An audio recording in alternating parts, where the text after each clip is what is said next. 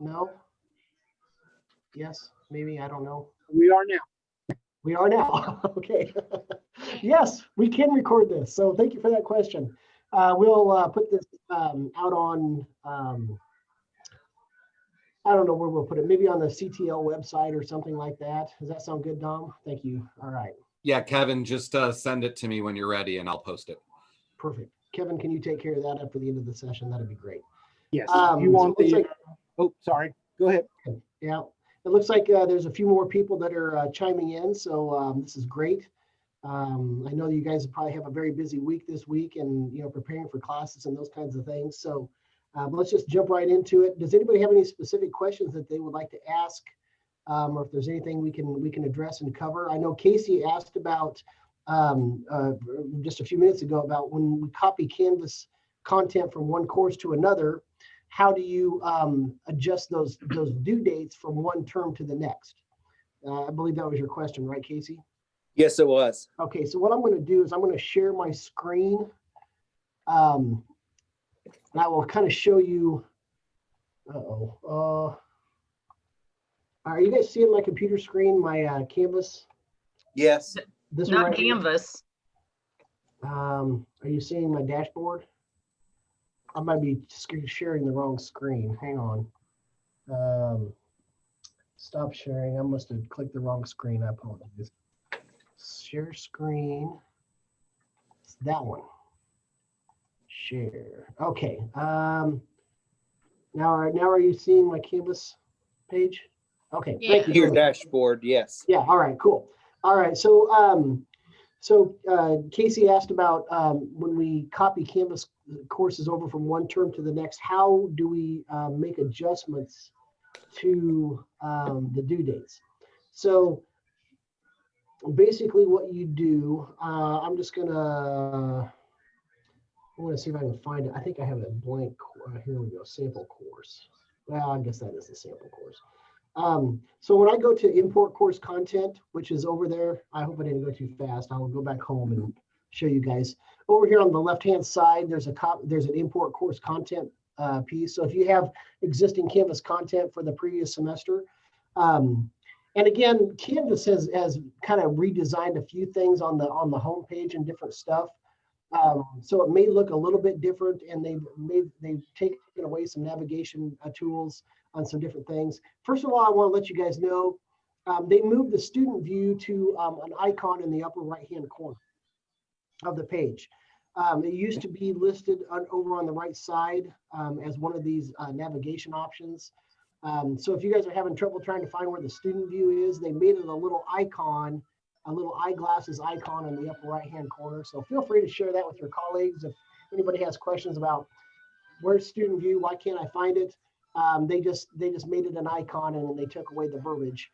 I guess they felt like they needed to do that, or just to keep us on our toes. I don't know.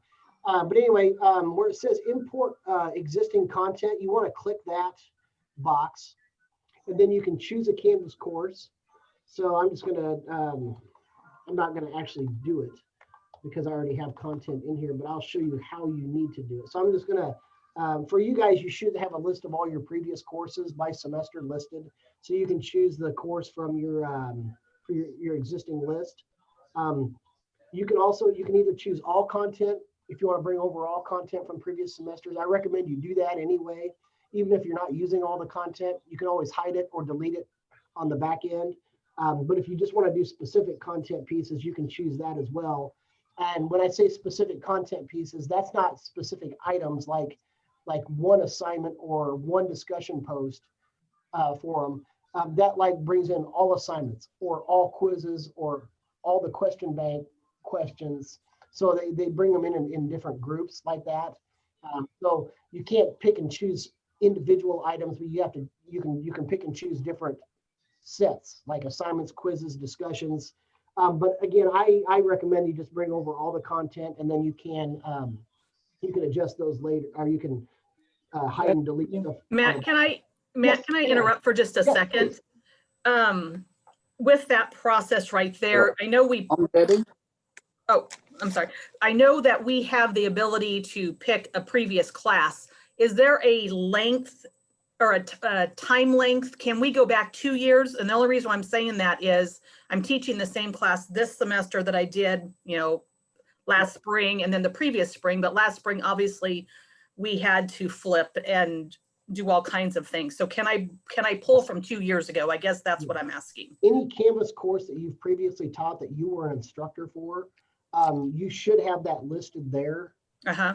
So if you taught summer of 2020 or even spring of 2020 or spring of 2019 or I don't know if anybody taught spring of 2018. I don't think that was when we were adopting Canvas. So I don't think not very many people have Canvas shells there, but yes. So you can go back just as long as you're still listed as the instructor of record in Canvas, you should be able to go back previous semesters and import any of those. You should have access to any of those. Okay, thank you. Great question, Pam. Thank you. So I'm going to choose all content. Now, where it says more options here, you can adjust event and due dates. If you check that box, you will see a date set here. Now, you notice that it says beginning date, and you want to change it to the beginning date so this is the beginning date of the semester you're pulling content from. So you've got to think back in your database or go back in a calendar and figure out, like if you're pulling from 2 years ago, from like spring of 2019, I really, off the top of my head, I have no idea what the first date of instruction was for that. It's probably somewhere around mid-January of 2019 or 2020. You can look at a date. Or if you're pulling from last fall, you're changing the beginning date. You need to change the beginning date of the previous semester and then change it to the beginning date of this coming semester. So let's just say I'm doing fall 2020, right? So I go back to August 17th, 2020, and I want to change that to January. Now this is kind of weird because our semester actually starts on a Tuesday, but the beginning date of this is a Monday. So what I would recommend is maybe doing a Monday to a Monday instead of a Monday to a Tuesday, because it might throw your due dates off by a day or two. So I recommend, even though we are starting on a Tuesday, you might want to just change your dates from Monday to Monday, August 17th, 2020 to January 18th, 2021. And then of course the end date also, which now for the fall semester, the actual last day of instruction was the 24th, which is a Tuesday. That was the last day of finals, which is kind of weird. What I've been doing is I've been choosing the 20th because that's a Friday. And typically our terms end on a Friday, normally, at least the fall and spring do. Now this past fall, it was a little strange. And then I changed it to, we have May 7th, 2021 is our official end date for the term, for the spring semester. So Casey, I hope that addresses your question. And then you just hit import. It'll go through the import process. And then you just go back home to the home page, and then you should see your due dates. Now, they may be off by a day or two. Sometimes things maybe just don't quite line up exactly, but they should line up fairly consistently. You may just need to, but it's easier to change a due date by a day or two than it is by 3 or 4 months. Okay. If you just import the content and you don't adjust the due dates. So that's what you really have to do. You have to know the beginning date of the semester you're pulling content from, and you have to know the end date of the semester you're pulling content from, and then you have to know the beginning and end dates of the semester you're putting content into. Okay. Sense, Casey? Yeah, that answers. Yeah, that's exactly what I needed to know. Okay, so that's how you do it. And then you just click import and watch the magic happen. All right. Okay. So that's a great question, and thank you for addressing that. Does anybody else have any other questions that I can address right now? There's a lot of folks out there. I heard a lot of dings. Well, since I was, this is Chris, new to Canvas, and we had discussed how I was going to be able to do that with the book that I had. Now Dean Jones is saying that we need to record. How do I record Zoom things? That's a great question, and I'm going to refer you to Kevin McCorder. You can record in Zoom and you can record in Panopto, or you can run them both at the same time, honestly. But I think Kevin can address that question. Kevin, are you there? Can you address the Panopto and Zoom question? Yeah, Christine, are you going to be running a Zoom or? Yes, I have a student that cannot come to campus, and I have hybrid classes. So I'll have half of them on Monday and half of them on Wednesday, but this young lady cannot come to campus at all. And so Tom Williamson wants me to record then the Zoom meetings. Okay. Let's see, have we set you up with a Zoom account? I used Zoom in 307 all last semester, Okay. but I didn't record anything. I tell you what, we'll get together after this so that you and I can set up a time to go over that just one-on-one.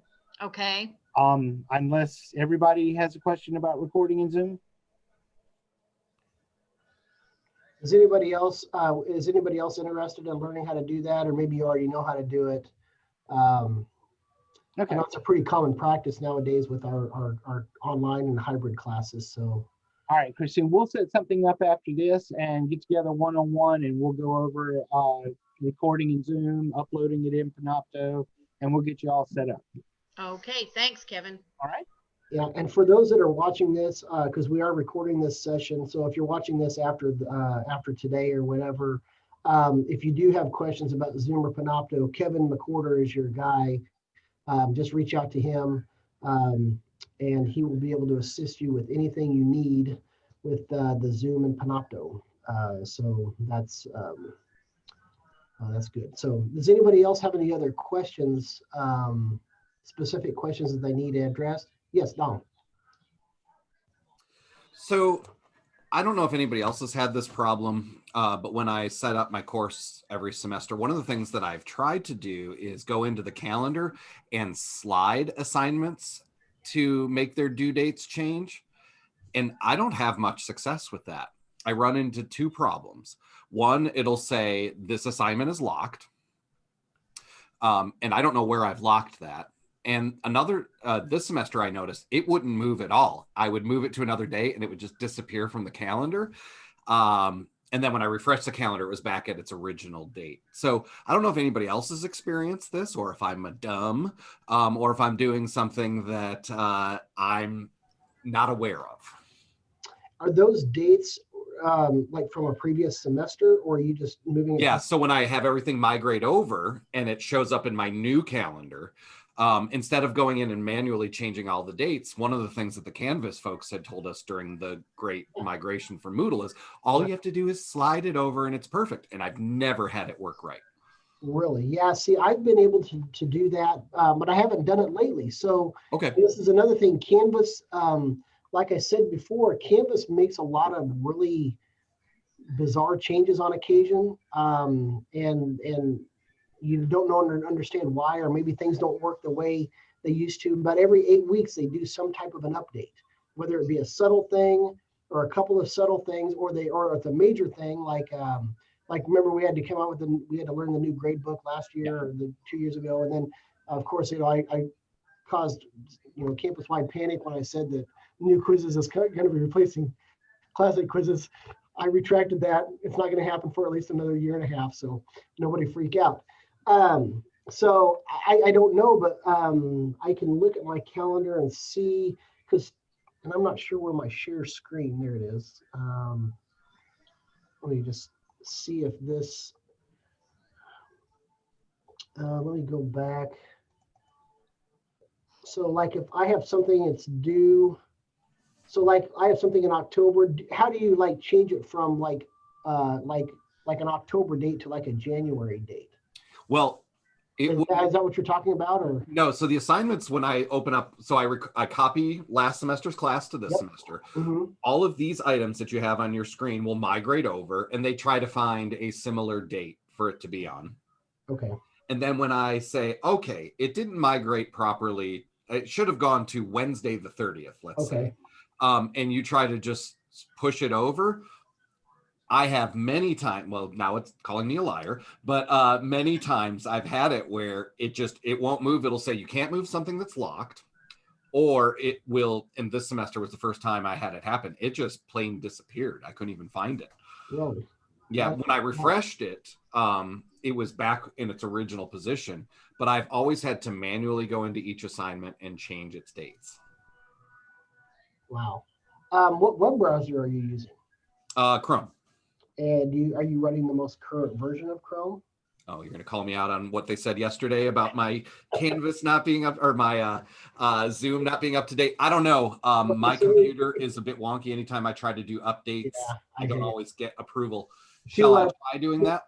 To figure out the correct version of the what other browser, I think Mozilla is very close to this. There's like 3 dots up in the upper right hand corner. If you mouse over help and then about Google Chrome, it'll tell you what version you're running. And if you're, oops, I didn't mean to do that. It'll tell you if your Chrome is up to date. So you might just try that. Okay. And see if it needs to be updated, it should prompt you to update the browser. It seems like Chrome and Mozilla both had updates a couple of times in the past like year or so. It seems like I've had to do that. So just try seeing if that might help correct that issue. I've never really had any problem changing due dates. I mean, you have to do it kind of slow, but I'm able to drag and drop, and then if I refresh the page, it looks like those are sticking for me. So, and I'm using Chrome as well. So maybe it's just a web browser issue, or it could be, I don't know if a pop-up blocker is, or maybe your security settings are set too high. They're all controlled by administrators, so I don't have. Yeah, so it's your campus computer. I got you. Yeah. So I'm hoping that somebody steals this computer. So if anybody is looking for a little extra CTL bonus bucks, if you want to steal my computer in the night so I can get a new one, I'd appreciate it. There you go. Okay, thanks a lot, Matt. Yeah. Well, and normally that does work pretty well. That when you're in the Canvas calendar, if you do need to adjust a due date or so. Now, it won't adjust the time. Like if you have something set to be due at like 11:59 p.m., and you move it from one day to the next, you can't adjust the time that it's due from here. Well, you can, but this just changes the due date. But if you want to change the time and do some more editing, you can just click on it and then click edit. And that will actually open up into the course, into the more options where you can actually, so maybe if you're changing it to a different day, but you want to make the due date like 10 a.m. to allow students maybe an extra 10 hours. If it was due 11:59 the night before, give them a little more leeway. You can open it up, and then that opened right up into the course that that assignment is assigned to, that I'm teaching it from. Can I ask a real quick question to either you or Dominic? So if I'm hearing you guys right, I guess I just never knew about that. So I literally could change these assignments using my calendar if it will let me, or if I don't have those same restrictions. Well, and let me know if it's not working for you, because if it is an issue, again, sometimes I see stuff and stuff works fine for me, but it doesn't work fine on because I'm an admin, so everything usually works for me, but I'm not on a teacher or a student profile very often. So maybe something's not working for you that is working for me. So I can always create a support ticket to Canvas and address that. Well, that just seems easier to do it the way that Dominic suggested, if we have access to that, rather than going into each assignment and changing the dates and all that kind of stuff. So hey, I'm kind of excited that I'm gonna try this. Matt, you're sharing your screen. I know I am, and I totally forgot that I'm supposed to add these students to the writing assessment course. Shelley Lundy was supposed to send me some information here, so I apologize, and I was supposed to do it at 1 o'clock. So, and then I of course I scheduled this at 1 o'clock. Pam, if you do shift them over, and it has worked on occasion for me, when it shifts over, I think it preserves the time. So all it does is change your calendar and all of those intricate due dates. So it just changes the due date. That is a wonderful Yeah. May it work I for need to you. go try that. Well, and again, if you adjust if you make your date adjustments from one term to the next, like I showed you when I was showing Casey how to do that at the beginning of the session, because sometimes your due dates might be off by a day or two, depending on, or maybe you just want to change some stuff up. Or if you're teaching a Monday, Wednesday, and a Tuesday, Thursday, but you kind of want to, maybe make some adjustments to that, or something didn't work right. It's easier just to, instead of going to each one and going edit, change the due date, availability dates, and all that stuff. It should should be able to just do that right from the calendar icon or the calendar feature, which is pretty handy. Does anybody else have any other questions? So Don, let me know if that doesn't work for you. Maybe it's just a security setting on your computer that are you in your office or are you at home? Yeah. Do you know which administrator I should call for updates? I'd contact Corey Krieger. Okay. Well, I don't know. See, I don't know if we're in charge. See, now that we're all under tech services, I I'll don't poke know around who tech does services what. to see if anybody's been, Just see if anybody else has had that same issue. I don't know. And maybe your browser or maybe your Windows just needs to be updated too. I mean, that's why I want this thing thrown in the river. It's much easier. I do have another question, but I will yield to anybody else who has questions. I'm not seeing or hearing any. I don't see anything in the chat. So Don, why don't you go ahead and fire away? So I've had several friends ask me this week about migrating Panopto videos. And so this might be for Kevin as well. I have one video that sticks with my course and it seems to migrate on its own each time. Or either that or students aren't looking at it and not complaining that it's not there, which Pam, you're saying that's probably the case. But the question that I've had from a couple of my colleagues is, how can I, as a faculty member, migrate my videos over from one semester to another? Sorry, that's me. Yeah, there he is. Okay. We have instructions on our help desk page, how to move and or copy videos from one class to another. Unfortunately, though, you can only do that one video at a time. Okay. If you've got a full class of, I've had teachers with as many, I moved 87 over this morning for one teacher in one class. If you've got a bunch like that, just shoot me an email because I can do it all one click and move it over where you have to do it one video at a time. So if you've got 2 or 3, it's no big deal. But if you've got 87, contact me. It's a lot easier for me to do it. So is this the case that I can see the video, but my students can't, that I think it's been migrated over? Yes. If you have a video that is in a fall of 2019 class, you were the teacher in fall of 2019. So you still have rights to that video. So for Your 2 years, 2021 students were not enrolled in that fall 2019 class. Therefore, they can't see the video. So for 2 years, my students just have not been clicking on this very important link. Yes. Okay. Once again, I resign my CTL leadership.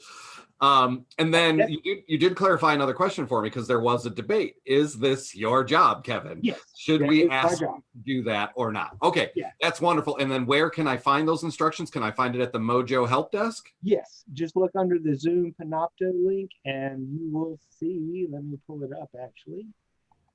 So I can tell you the exact name of it. Oh, there it is. Zoom Panopto.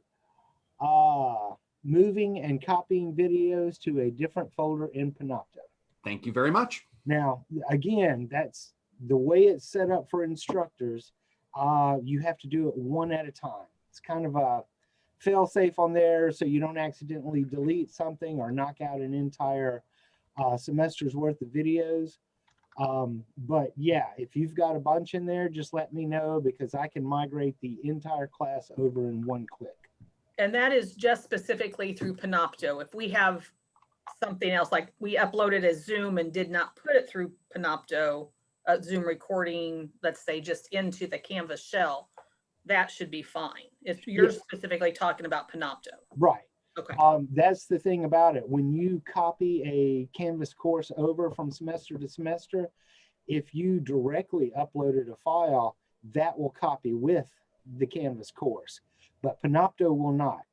They're integrated very well, but they are still two separate things. You have to move Panopto just like you do Canvas,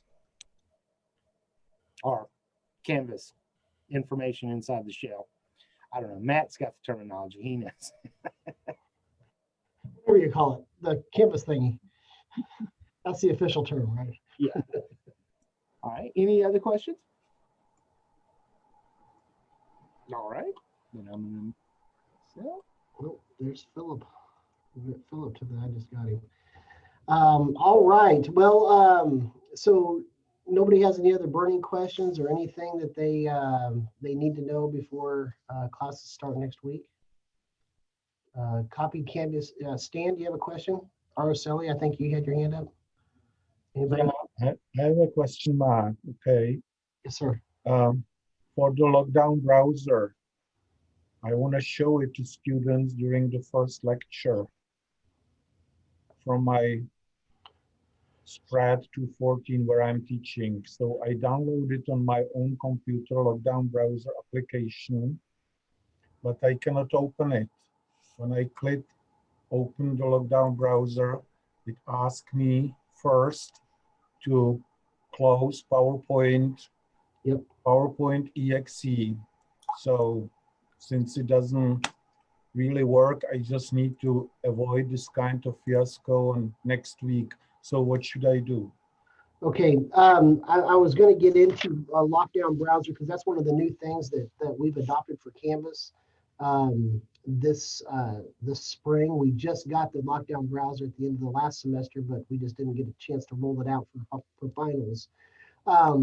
So just to backtrack a little bit, Stan, I just want to let everybody know, lockdown browser basically locks down. It's a computer application. It goes through Respondus for your quizzes and exams, but it's actually a computer application. So what it does is it forces your computer to turn off all running applications in the background if you're a student, so you can't look at any resources or access anything outside of the Canvas course shell itself of the class that you have your exam in, if you're using the lockdown browser. Stan was in my office for quite a while this morning, and we were talking a lot about the lockdown browser some, but we were working on my computer mainly under my account. So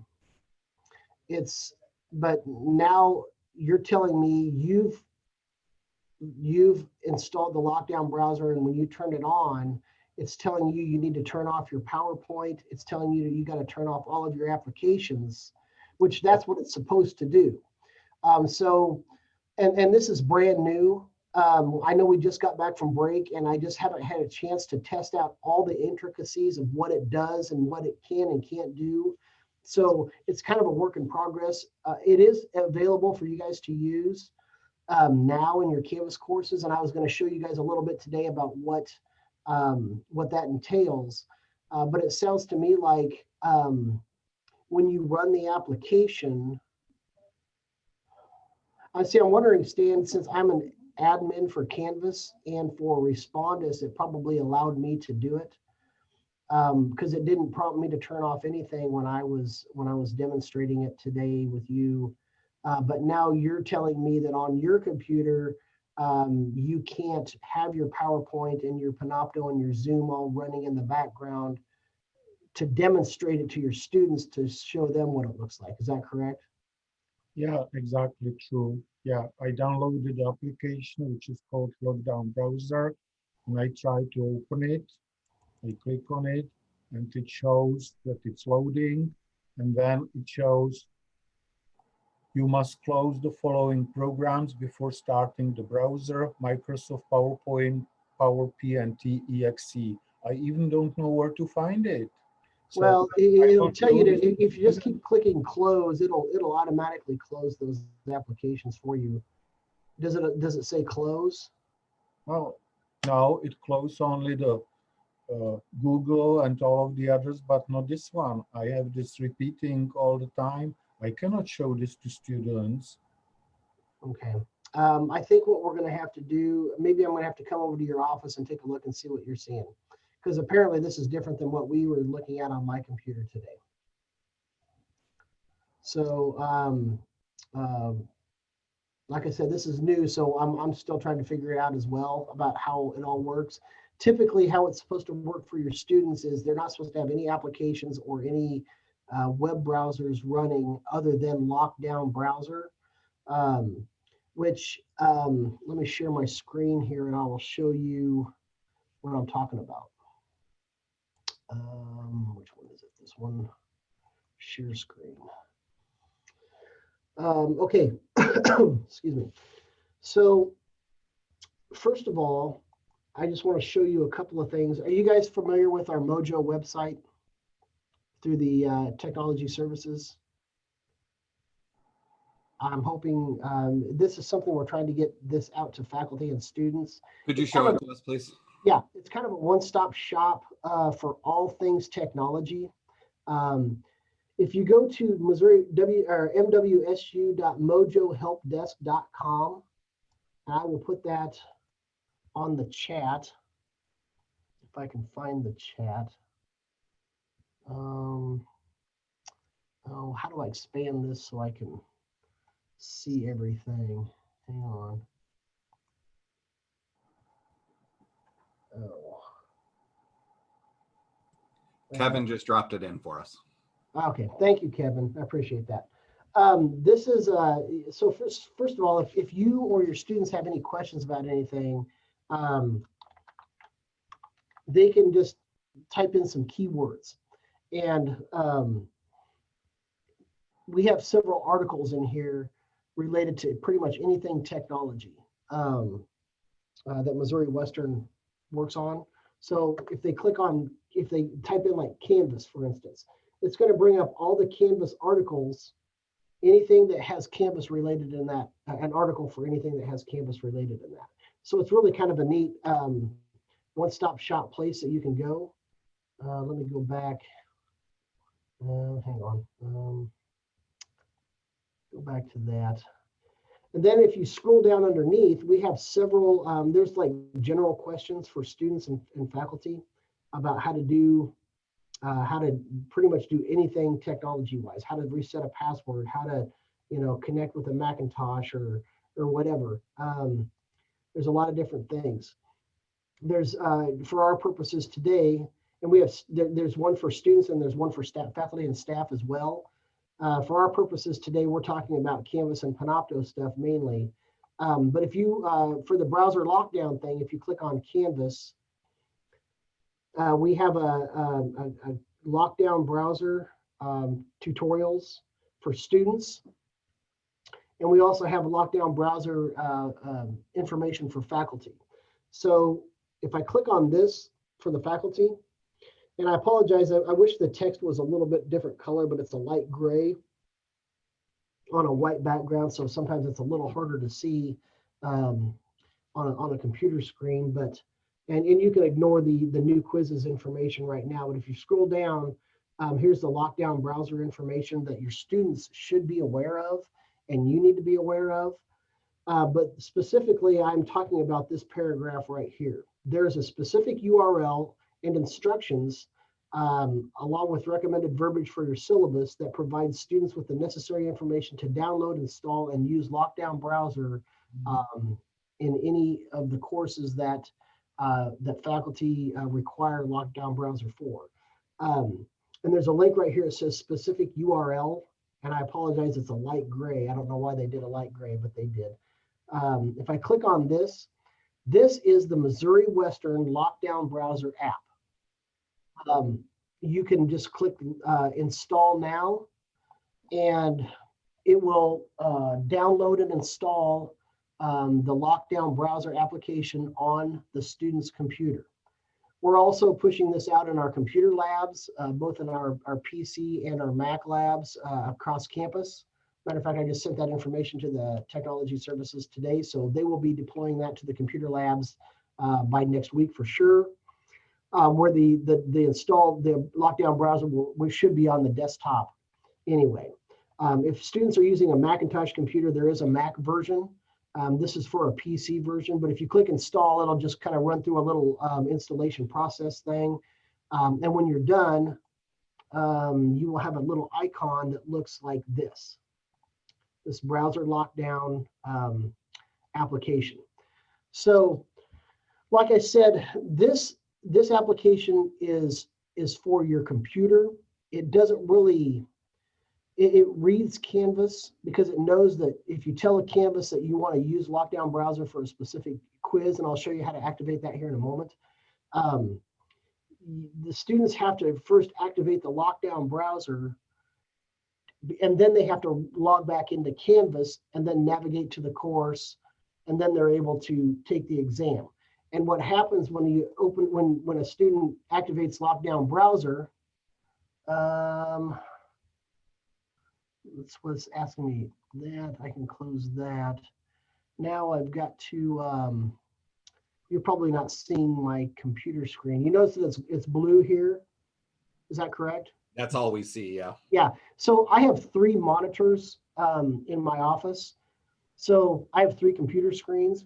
So basically, if a student has more than 1 computer screen, it's going to black out, or it's going to blue out. Basically, it's going to block that computer screen. Let me exit this Lockdown Browser real quick and make. I need to change my monitor that I'm sharing. Share a new monitor. Let's share that one. Okay, now you should be seeing this one. Is that correct? So if I click Lockdown Browser, now you noticed, are you seeing my white screen here with my login? Yes. Okay, cool. So you notice that I don't have any navigation tabs. I don't have any menus around this window at all. So if I'm a student and I'm required to use Lockdown Browser for an exam, all I can do is I can log into Canvas, because that's the only website that we told Lockdown Browser that it's the login page. So if I log into Canvas, and I'm pretending like I'm a student right now, I can sign in. There's my desktop, like I normally see. But again, I don't have any navigation tabs. I can't go anywhere except for just Canvas. So now if I click on my Canvas course, and I tried doing this earlier, I'm trying to reset this screen size because it's a little bit, my monitor is a little bit, sorry, it's kind of, I'm not really sure why it's doing this, but I'm sorry you can't really see it very well, but that even made it worse, I think. Maybe I need to make it 150. There we go. I know this is a little too big. But again, you notice that I don't have any navigation. And I've created a quiz already that requires Lockdown Browser. So anytime that you activate a quiz to use Lockdown Browser, so you could call it like, chapter 1 quiz for history 150 or 140 or whatever. It always, if you're using Lockdown Browser for it, it'll add this verbiage to the end of your quiz name, because it tells students that they have to have Lockdown Browser in order to access that quiz. And so if I'm not on Lockdown Browser, oops, let me see here. This is the problem with having like 1,000 computer screens. If I'm not on Lockdown Browser, then it'll prompt me to, so I'm going to log in as a student. And I apologize if this is a little confusing, because there's a lot of, there's several things I need to cover first before, and I'll come out with some different trainings on this later on, but I'm logged in as a student now. So let's just say I'm going to go access, it requires Respondus Lockdown Browser. So I can't, oh, I've already taken it as a student. Rats. Okay, hang on. I got to go to another person. So Matt, while you're in that, while you're in lockdown, you can click on that quiz, right? And it will open up. Yeah. Can I click on everything? Yes. So it doesn't It's fully just, lock, it it just doesn't, locks you into Canvas. So I could see Yeah. all my other notes in Canvas if I wanted to. well, as a student, you can,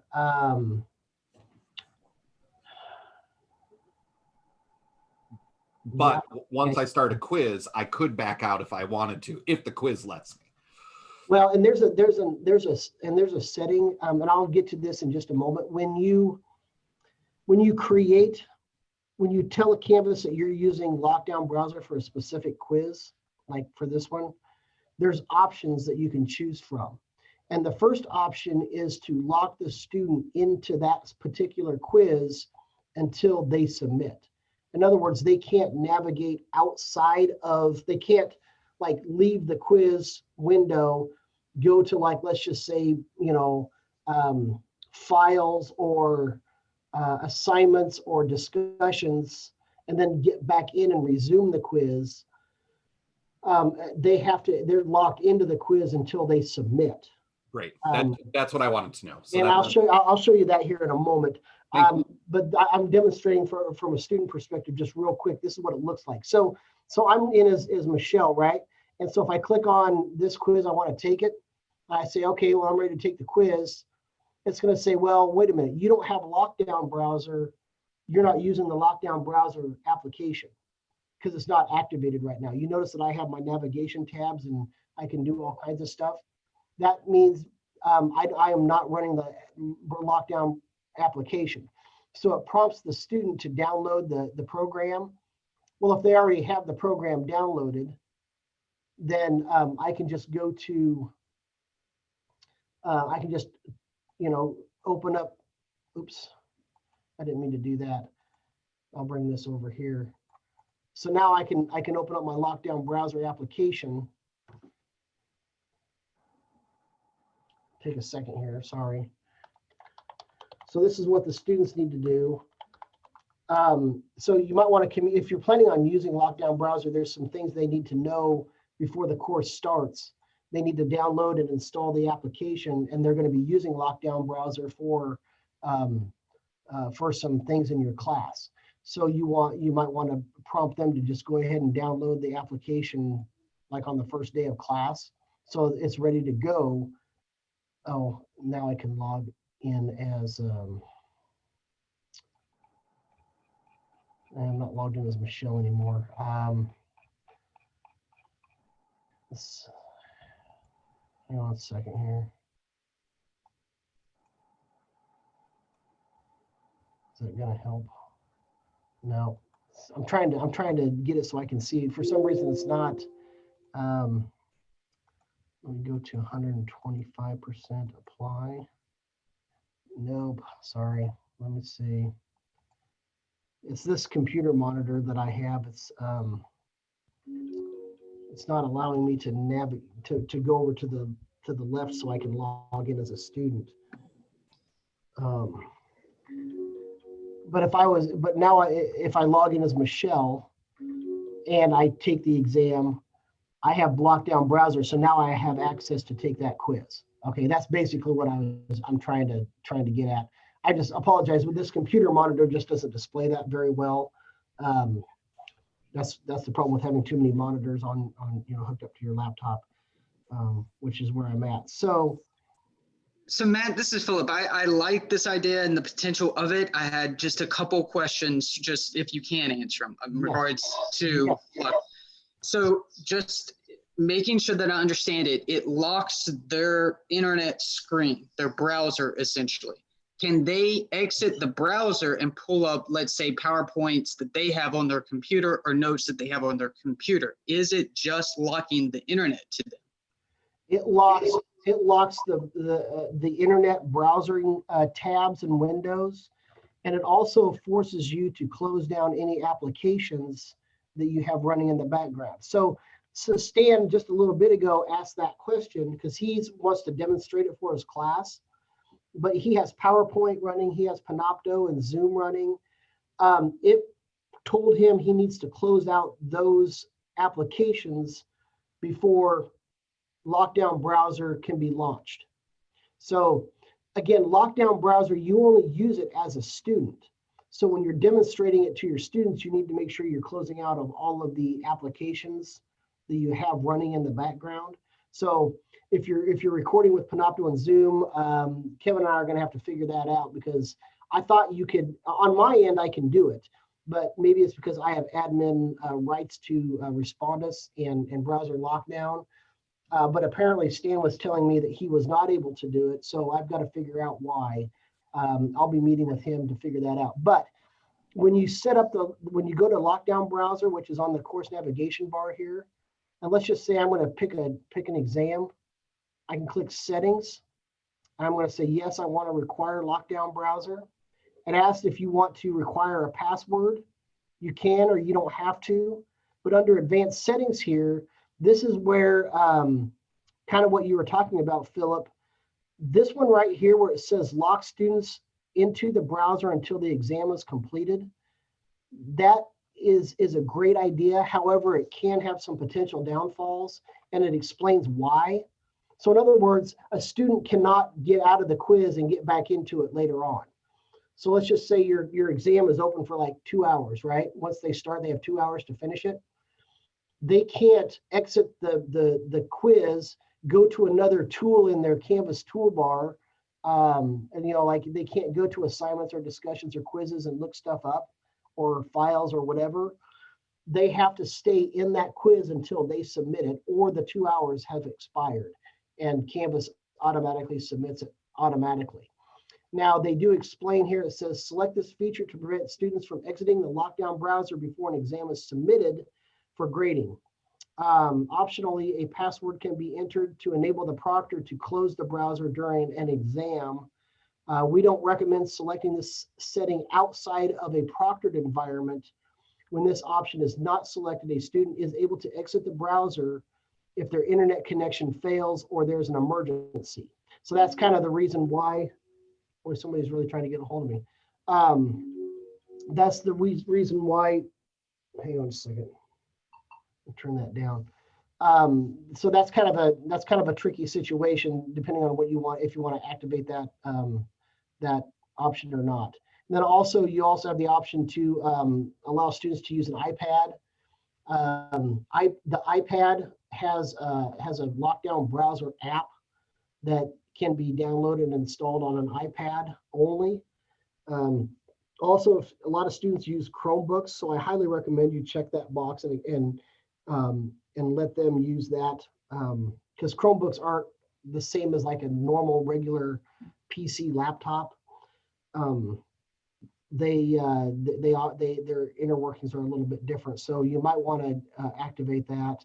And then also, if you're allowing them specific websites that they can visit to obtain information, for like formulas or something like that, you can tell Lockdown Browser, I allow students to access this one website. Maybe they need to read an article or watch a YouTube video or something, and then answer some questions. You can put that specific URL in there, and Respondus will allow that one browser window to be open. And then also you can also allow calculator and printing from the exam. I don't know why you would want to do that, but you can. And then once you make those selections, you just click Save and Close. Now you notice that it turns my quiz 7, week 7 quiz, it says requires Respondus lockdown. So anytime you activate Respondus lockdown for any of your quizzes, it's going to add that to the end of your quiz title. So if I go back to quizzes here and look at week number 7, now I've activated, so now students see that as well. So they know that they have to have browser lockdown before they can even attempt to take that exam. So at the beginning of the semester, I highly recommend that you put some information in your syllabus regarding this.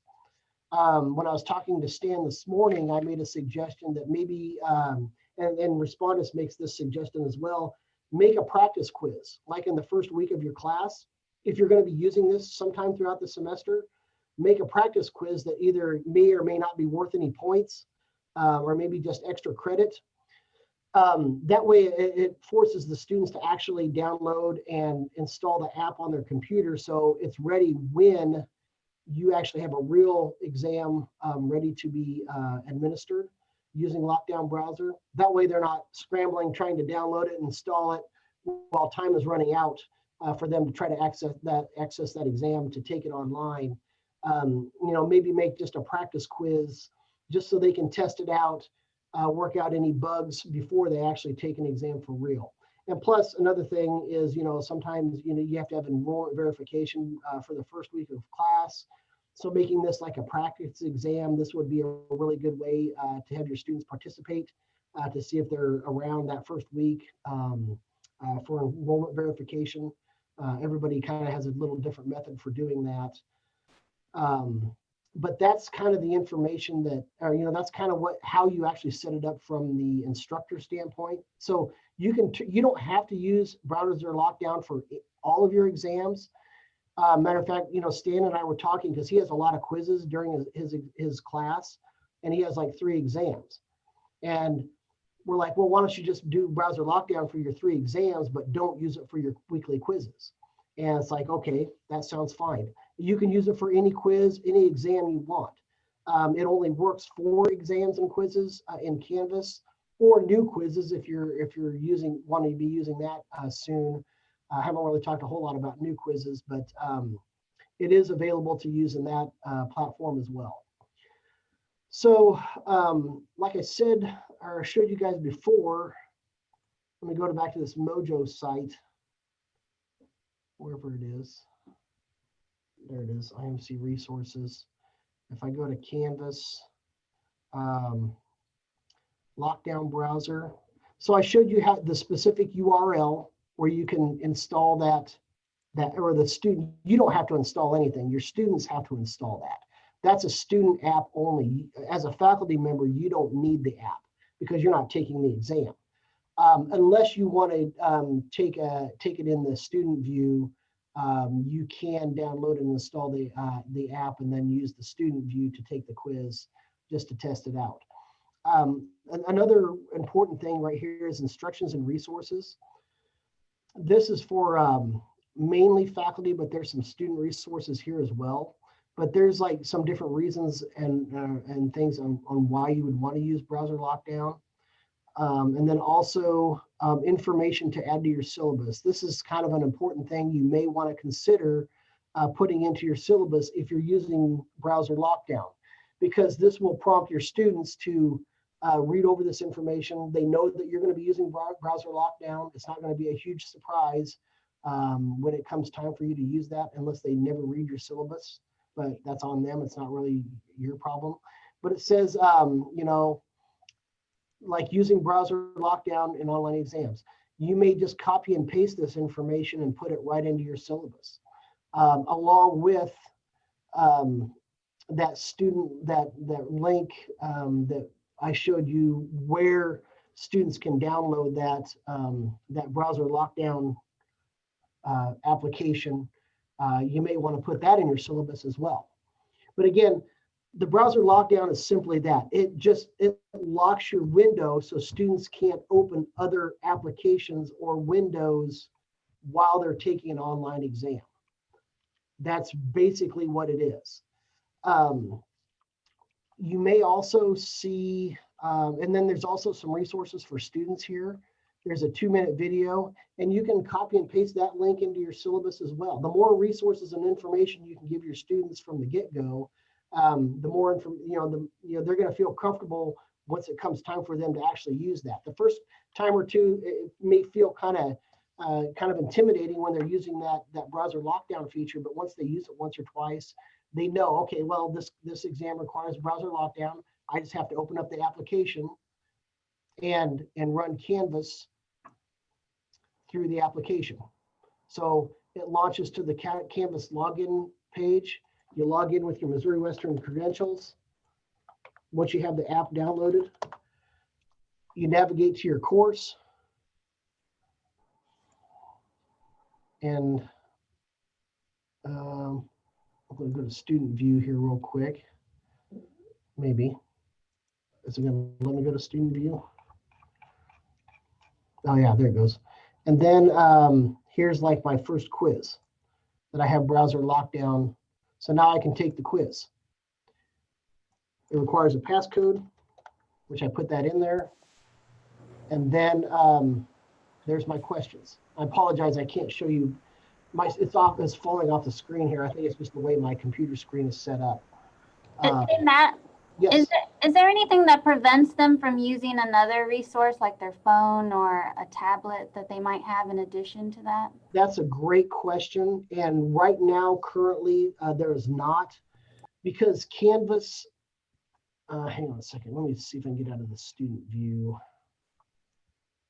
Oh, sorry. Hang on. Close browser. Oh, I don't know. Just get me out of there. Okay. So Respondus is kind of tricky that way because they sell the Lockdown browser and they sell another product called Monitor, which is like a proctoring service that basically records. It requires students to have a webcam, and it records their webcam while they're taking the exam, so you can see them while they're taking the exam. You don't have to watch them in real time. You can go back and watch the recordings later. So if you suspect that they're cheating, you can look at them while they're taking their exam. This may be after the fact, but you can prove whether they're talking to other people while they're taking the exam. The only thing is right now we don't subscribe to that service. We just subscribe to browser lockdown only. Jake, because it's an extra couple $1,000, I think, to add the Monitor to our subscription. And I wish they sold it together as a package, but they don't.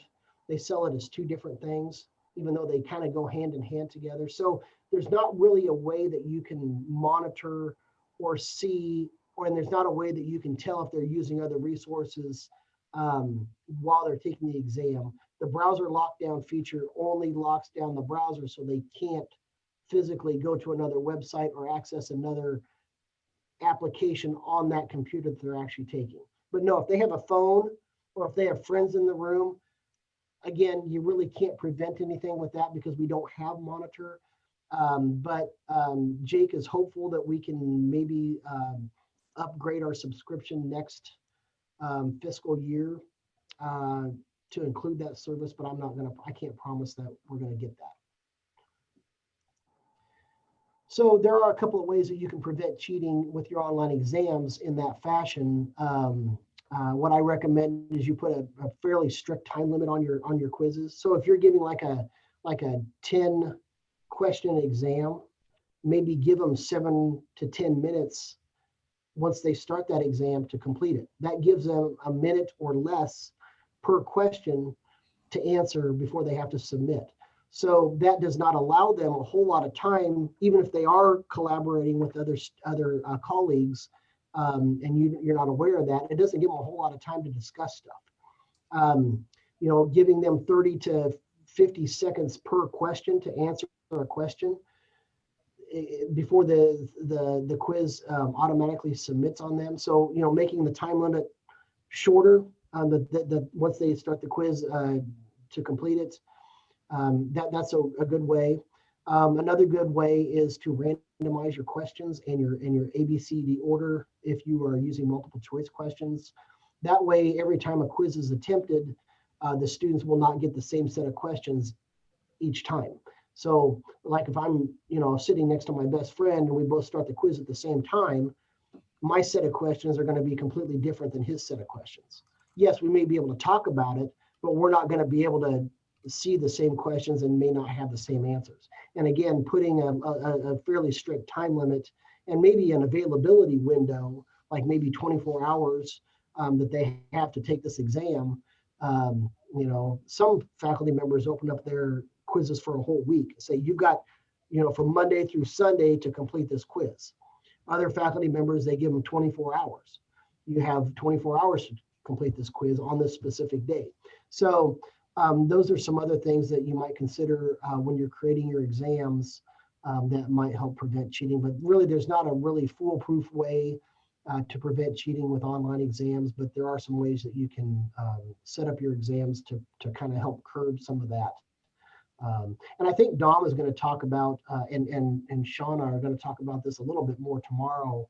I don't know if Dom is still with us. Yeah, I'm still here. In your sessions about, cheating, aren't you guys going to talk about that tomorrow in your session? Yeah, tomorrow we're having another sandbox at 1 p.m. The Zoom link is available on the CTL website, or you can email me and I'll send it to you. But we're going to talk about ways in which people have thwarted cheating or failed at thwarting teaching. No set agenda, just something to talk about. So Matt, if you want to talk about the lockdown edition, if you're available tomorrow, we'd appreciate that. If not, we'll fumble through it. Yeah, I'll be available. And like I said, we just got Lockdown Browser just right at the very end of, before we went on Christmas break. And I didn't spend Christmas break learning it.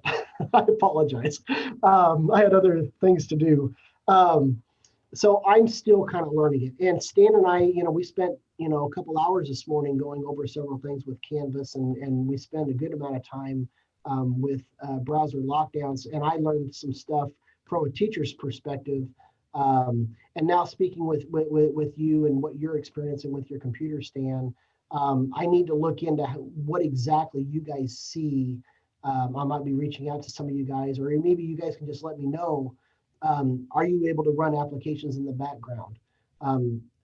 But typically the browser lockdown feature is only for your students. You can test it out. You can download it and then go to student view and test it out that way. But really, you guys don't need it. Your students will need it if you guys plan to use browser lockdown. And I'm really hopeful that we get the monitor feature, next fiscal year. It's just we aren't swinging it right now. It's just a little out of our budget, I think, to deal with that. But I've heard some very positive responses from other folks that have, other institutions that have it, and they really like it. So I'm hoping we will get that soon. So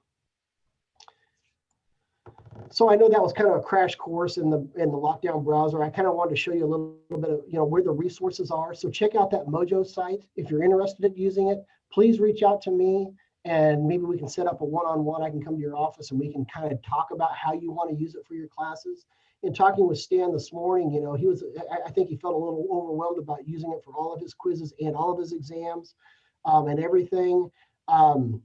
But, we scaled it back a little bit and say, okay, well, let's just cut out the quizzes and let's just use it for your exams, because those, usually carry a little higher weight. They're a little more important. He still has a very strict time limit on his quizzes, like 10 minutes a piece, or his exams, I think, are whatever, 50 minutes a piece. But still, he feels a little more comfortable using it that way. And then also, if you do plan on using it this semester, set up a practice quiz. Something that's not graded, that's no pressure to the students, but it allows them the opportunity to go in there and download that application, and then it gives them at least one chance to use it, to log in, see their Canvas window, and access your practice quiz, and so they can kind of get the feel for it as well. I would not wait and use it and spring it on them right at the last minute and say, oh, by the way, we're taking an exam and you have to use lockdown browser, and everybody's freaking out because it's like midterms and you've never used it before. I wouldn't recommend doing that. Start early and make a practice quiz. Let your students download and feel comfortable with the app. I think that's probably the best way to go about doing that. But I am the director. Okay. I'm going to do the math. Okay. Oh, you haven't told me with this printer? Yeah, we do. Okay, sorry about that. I just realized, I unplugged my battery about 3 hours ago, or my cord, and I didn't realize that. Okay, there we go. Now I'm not gonna, my computer's not gonna shut off on you. Sorry about that. It's been a crazy day. So does anybody have any other questions about Lockdown Browser? I'm gonna, like I said, I'm still kind of learning it too. It's all brand new to me. So I'll try to be pushing out some like more specific training things on that, or maybe offering some more trainings just on Lockdown Browser. Just give me a little bit of time to catch my breath before the semester starts here. But if you guys are interested in using it, starting it next week, please reach out to me. I'm happy to help you guys. Okay. Does anybody else have any other questions about that? Thank you, Matt. Okay. Just a couple other things I just want to just tell you about upcoming things for Canvas, and then I'll let you guys go. I know that we're going over an hour here, and I didn't really want to do that. The rich context editor box is going to change, I think, somewhere around January 16th. So like if you open up an assignment, a quiz, a discussion, that's like the little box where you can type in your descriptions and your information and all the toolbars across that. That's going to change a little bit. They're going to put more icons on there. They're kind of going to switch some things around, but it's actually, I played with it a little bit and it's a little more user friendly, but it might look a little bit different to you here in the coming weeks. So if you happen to see something different than what you're used to seeing, just know that that change is coming. And then also new analytics, you can turn that on in the feature options. Same way with the rich context editor, you can turn on that new feature right now. If you go to your settings and go to feature options, you can turn on the rich context editor, the new version, or wait till the update comes out. And then also new analytics. That's just a student analytics page that you can kind of see and track your student progress throughout the course. There's a beta version of that that's active now that under feature options. And then lastly, new quizzes. I alluded to that. We actually have new quizzes now that you can use. It's under feature options. You can turn it on. Once you turn that on and you go to create a new quiz, now it's going to ask you if you want to create a classic quiz or if you want to create it in new quizzes.